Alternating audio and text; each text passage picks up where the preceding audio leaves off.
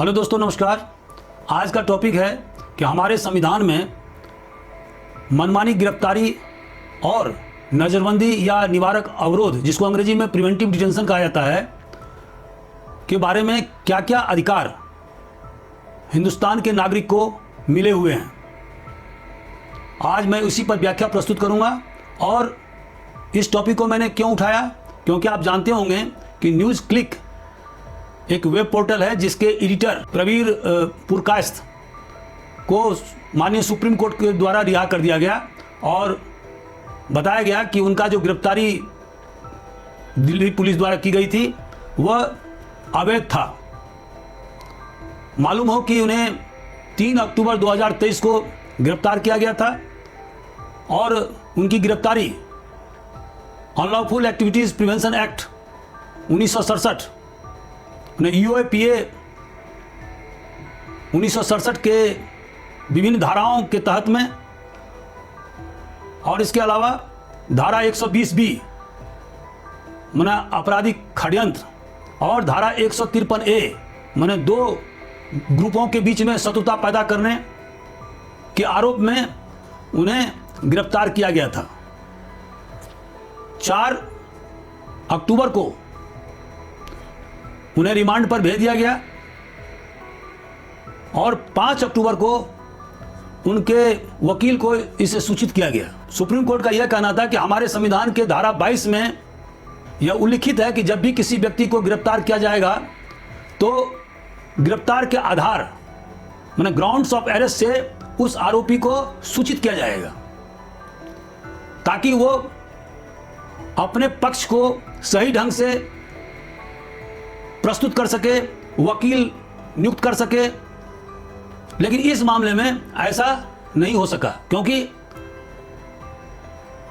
जो गिरफ्तारी का कारण आरोपी को नहीं बताया गया, आरोपी को वकील को नहीं बताया गया। 4 अक्टूबर को उन्हें रिमांड पर भेज दिया गया। तो इस तरह से आरोपी के जो फंडामेंटल राइट हैं, जो मौलिक अधिकार है, उसका हनन किया गया। और फिर हाईकोर्ट दिल्ली के द्वारा 13 अक्टूबर को उनके गिरफ्तारी को और रिमांड को औचित्यपूर्ण माना गया। तो माननीय सुप्रीम कोर्ट के द्वारा जो हाईकोर्ट के आदेश थे उसको भी निरस्त कर दिया और जो दिल्ली पुलिस के द्वारा प्रवीर पुरकायस्थ को जो गिरफ्तारी की गई थी उसको भी निरस्त कर दिया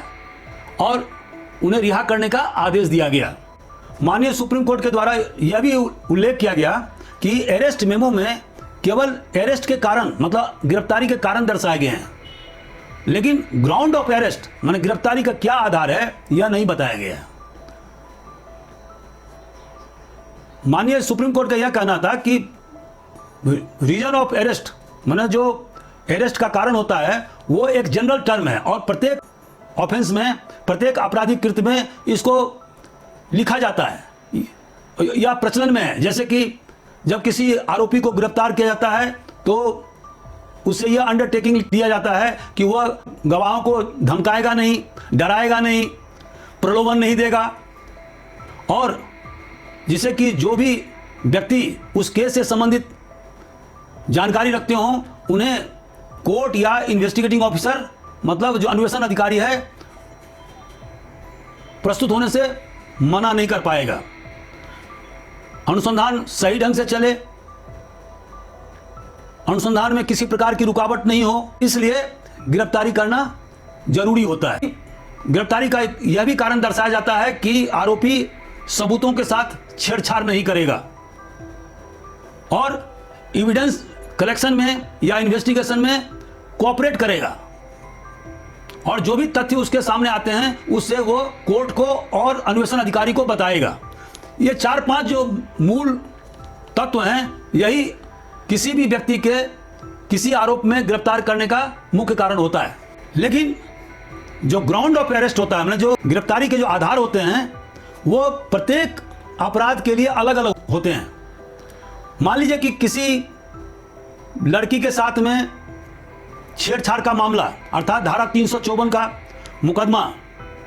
कायम किया गया है, इस आरोपी की गिरफ्तारी की गई है, तो यह अन्वेषण अधिकारी को लिखना पड़ेगा अपने केस डायरी में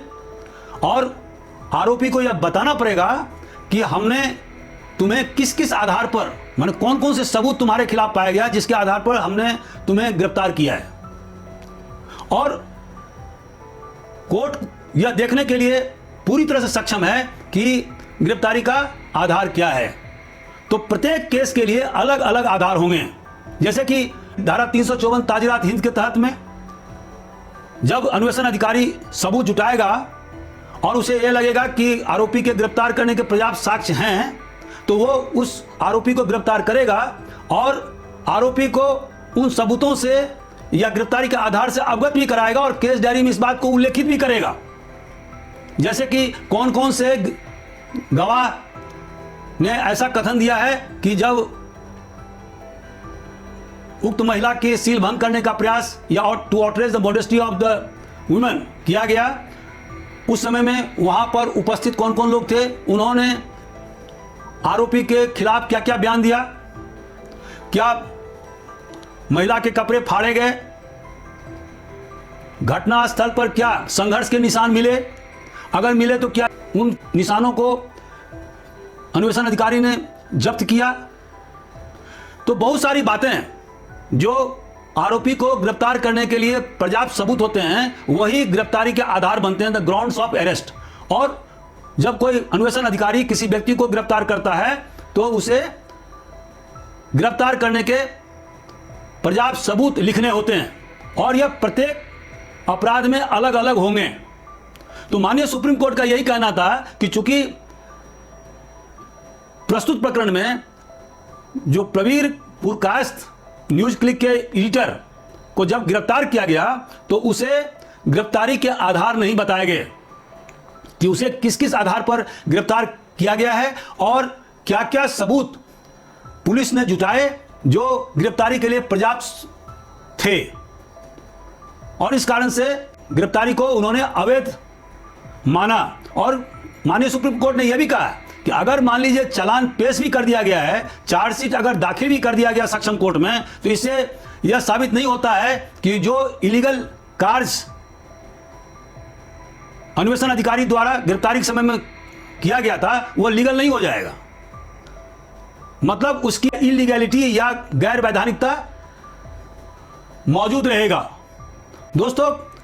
अब सवाल उठता है कि धारा 22 जो हमारे संविधान में उल्लिखित है उसके क्या क्या अवयव हैं, what are the ingredients of article 22 of our constitution. तो पहला है कि जब भी किसी आरोपी को गिरफ्तार किया जाएगा तो उसे गिरफ्तारी का आधार बताया जाएगा कि कौन कौन से सबूत उसके खिलाफ पाए गए हैं जिसके कारण से अन्वेषण अधिकारी द्वारा गिरफ्तारी करना आवश्यक हो गया था। गिरफ्तार शुदा आरोपी का यह अधिकार होगा कि वह अच्छे कानूनी सलाहकार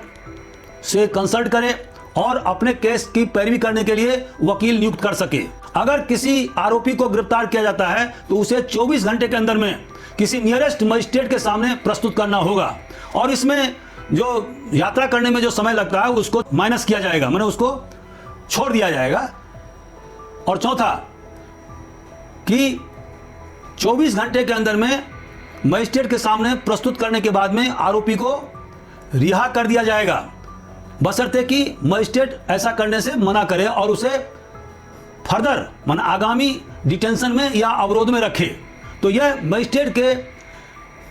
निर्णय पर निर्भर करेगा कि क्या वो उस आरोपी को रिलीज कर देता है, छोड़ देता है, या वह डिटेंशन में या अवरोध में रखता है। अब जब मजिस्ट्रेट अवरोध में रखने का निर्णय करता है तो उसके पास में दो प्रकार के विशेषाधिकार होंगे। क्या वह पुलिस रिमांड में उस आरोपी को भेजना चाहता है ताकि पुलिस उससे पूछताछ कर सके और महत्वपूर्ण साक्ष्य जुटा सके, और क्या वो जुडिशियल रिमांड मतलब जेल उस आरोपी को भेजना चाहता है। और दोस्तों, पुलिस रिमांड पर तभी भेजा जाएगा जब उस केस का अन्वेषण अधिकारी ऐसा डिमांड संबंधित मजिस्ट्रेट के समझ करता है कि इस आरोपी से पूछताछ करना आवश्यक है, इस केस में जो भी सबूत प्राप्त हुए हैं उसे इसे कंट्राडिक्ट या कोरोबोरेशन करवाना है। तो अगर मजिस्ट्रेट संतुष्ट होगा तो वो पुलिस रिमांड में आरोपी को भेजेगा। और एक समय में अधिकतम 14 दिन से ज्यादा पुलिस रिमांड में किसी आरोपी को नहीं भेजा जा सकता है। अगर मजिस्ट्रेट संतुष्ट नहीं होगा पुलिस की दलील से तो वह सीधे जुडिशियल रिमांड में अर्थात जेल उस आरोपी को भेज देगा। दोस्तों, धारा 22 के पार्ट 1 के अधीन ये 4 जो अधिकार मिले हुए हैं वह सिर्फ हिंदुस्तान के नागरिक को मिले हुए हैं। वह किसी शत्रु देश के नागरिक को, जिसको कि एनिमी एलियन बोलते हैं, उसे नहीं मिला हुआ है। या जिसे निवारक अवरोध अर्थात प्रिवेंटिव डिटेंशन में अगर किसी व्यक्ति को बंद किया गया है तो ये चारों जो अधिकार हैं वो उसे नहीं मिलेंगे। लेकिन सुप्रीम कोर्ट ने यह भी स्पष्ट कर दिया है कि ये जो 4 अधिकार हिंदुस्तान के नागरिक को मिले हुए हैं वह कोर्ट के द्वारा किसी आदेश पर अगर किसी व्यक्ति को नियुक्त किया जाता है तो उस पर लागू नहीं होगा, किसी सिविल कोर्ट के आदेश पर लागू नहीं होगा। अगर कोई व्यक्ति इनकम टैक्स का डिफॉल्टर है तो अगर उसकी गिरफ्तारी की जाती है तो उस पर भी यह लागू नहीं होगा। और अगर किसी व्यक्ति को डिपोर्ट माने निर्वासन किया जाता है तो उस पर भी ये चारों अधिकार लागू नहीं होंगे। दोस्तों, धारा 22 के पार्ट 2 में निवारक अवरोध या प्रिवेंटिव डिटेंशन का उल्लेख किया गया है और इसके तहत में नागरिक और जो विदेशी हैं दोनों को अधिकार प्राप्त हैं। और इसमें यह बताया गया कि अगर किसी व्यक्ति को प्रिवेंटिव डिटेंशन या निवारक अवरोध में बंद किया जाता है, माने उसका गिरफ्तारी की जाती है, तो उसे अधिकतम 3 महीने तक ही गिरफ्तारी की जा सकती है, बशर्ते कि अगर जो एडवाइजरी बोर्ड है जिसमें कि हाई कोर्ट के कम से कम 2 जज शामिल होते हैं, उनके द्वारा यह अनुशंसा किया जाए कि इसका 3 महीने से ज़्यादा निरोध रखना आवश्यक है और राष्ट्र हित में है, पब्लिक इंटरेस्ट में है, तो निरोध की सीमा बढ़ाई जा सकती है। जब भी किसी व्यक्ति को प्रिवेंटिव डिटेंशन या निवारक अवरोध के अधीन बंद किया जाता है तो संबंधित पुलिस अधिकारी, या आप जानते होंगे कि प्रिवेंटिव डिटेंशन के अधीन जिला कलेक्टर को यह अधिकार है किसी व्यक्ति को बंद करने का, तो ऐसी परिस्थिति में जिला कलेक्टर अरेस्ट का आधार बताएंगे, ग्राउंड्स ऑफ अरेस्ट बताने होंगे। लेकिन अगर उसे ऐसा लगता है कि ग्राउंड्स ऑफ अरेस्ट बताना पब्लिक इंटरेस्ट में या राष्ट्र हित में जरूरी नहीं है तो वह नहीं बताएगा। तीसरा, अगर किसी व्यक्ति को प्रिवेंटिव डिटेंशन के तहत में निरुद्ध किया जाता है तो ऐसे व्यक्ति को स्वतः के डिफेंड करने के लिए, बचाव करने के लिए ऐसे व्यक्ति वकील या लीगल प्रैक्टिशनर रख सकता है और शासन लीगल प्रैक्टिशनर मुहैया करने की व्यवस्था करेगी। दोस्तों, पार्लियामेंट के पास में अधिकार है कि अभी जो वर्तमान में 3 महीने तक किसी व्यक्ति को निरोध रखने का कानून बना हुआ है उसको पार्लियामेंट उस अवधि को बढ़ा सकता है। किसी व्यक्ति को कितना अधिक प्रिवेंटिव डिटेंशन में रखा जाए इसके बारे में भी पार्लियामेंट को कानून बनाने का अधिकार है और कौन सा प्रोसीजर अडॉप्ट किया जाए किसी व्यक्ति को प्रिवेंटिव डिटेंशन में रखने के लिए, यह भी पार्लियामेंट के अख्तियार में है और इसके लिए पार्लियामेंट किसी एडवाइजरी बोर्ड के सलाह को मानेगी या नहीं मानेगी, यह उसके विवेक पर निर्भर करता है। दोस्तों, प्रिवेंटिव डिटेंशन के मामले में पार्लियामेंट और स्टेट लेजिस्लेचर दोनों को अधिकार है कानून बनाने का और यह कंकरेंट सूची में दर्शाया गया है। लेकिन जब भी पार्लियामेंट के द्वारा किसी विषय पर प्रिवेंटिव डिटेंशन के अधीन कानून बनाया जाएगा और उसी विषय पर अगर स्टेट लेजिस्लेचर माने राज्य के विधायिका द्वारा कानून बनाया जाएगा तो पार्लियामेंट के द्वारा बनाए हुए कानून राज्य के विधायिका द्वारा बनाए गए कानून को सुपरसीड करेंगे। मतलब पार्लियामेंट का कानून सर्वोपरि होगा और उसी का कानून देश में मान्य होगा। जब भी पार्लियामेंट को ऐसा लगेगा कि देश के सुरक्षा के हित में या जो आवश्यक वस्तुओं के आवाज, आगमन और निर्यात के लिए या परिशांति को स्थापित करने के लिए प्रिवेंटिव डिटेंशन का कानून बनाया जाना है तो पार्लियामेंट पृथक से कानून प्रिवेंटिव डिटेंशन के तहत बनाएगी। तो इसका मतलब हुआ कि आर्टिकल 22 के जो भाग 2 में जो प्रिवेंटिव डिटेंशन की व्याख्या की गई है वह अपने आप में इंप्लीमेंटेशन नहीं हो सकता है, माने उसका क्रियान्वयन नहीं किया जा सकता है। इसका क्रियान्वयन तब होगा जब इस धारा के अधीन पृथक से कानून बनाया जाता है और इसीलिए पार्लियामेंट ने समय समय पर प्रिवेंटिव डिटेंशन या निवारक अवरोध से संबंधित कानून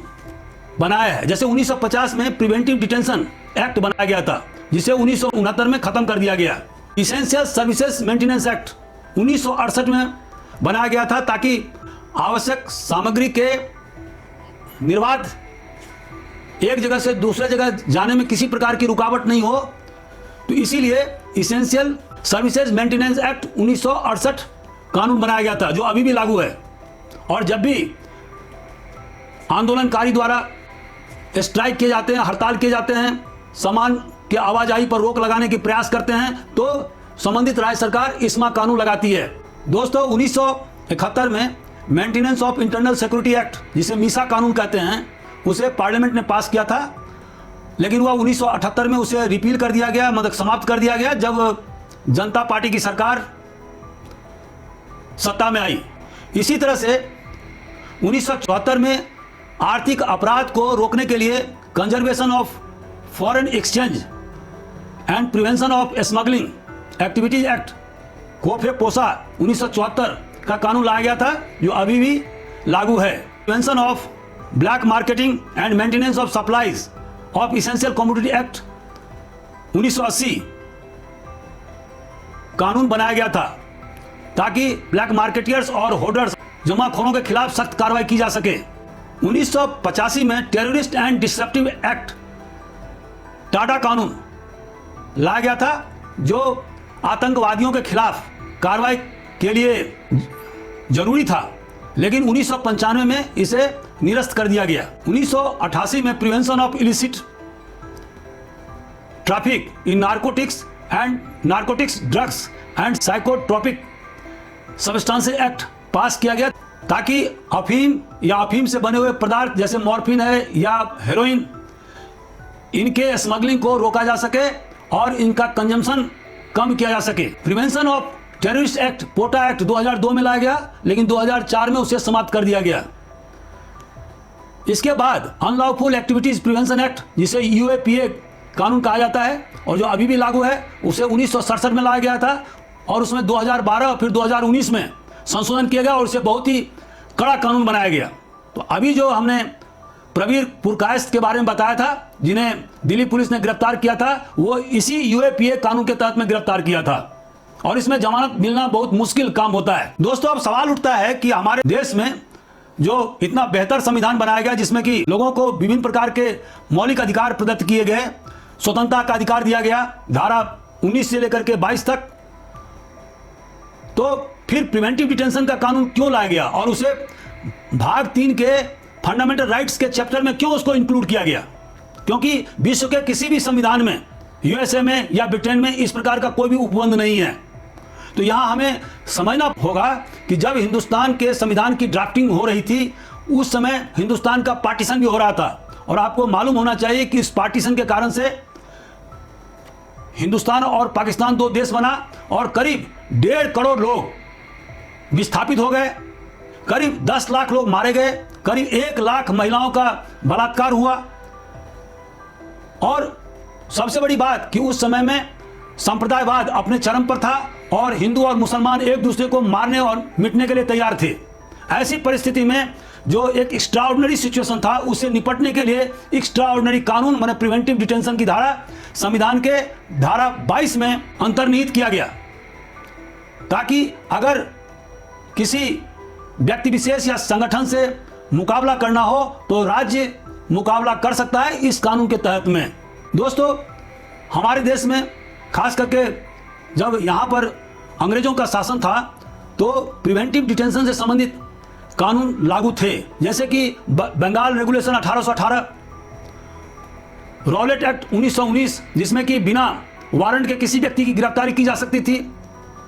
बिना मजिस्ट्रेट के समक्ष प्रस्तुत किए किसी व्यक्ति को जेल में डाला जा सकता था, और जिसके कारण से महात्मा गांधी ने बाद में नॉन कोऑपरेशन मूवमेंट मतलब असहयोग आंदोलन चलाया।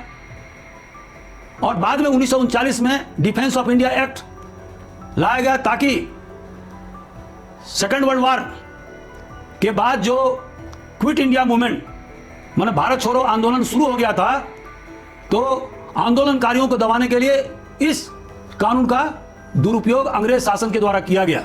तो हमारे संविधान निर्माताओं को यह मालूम था कि चूंकि हमारा देश बहुत ही विशाल है, विभिन्न प्रकार के लोग इसमें बसते हैं और उस समय में विभाजन के कारण से एक अलग परिस्थिति निर्मित हो गई थी। तो ऐसी परिस्थिति में प्रिवेंटिव डिटेंशन की धारा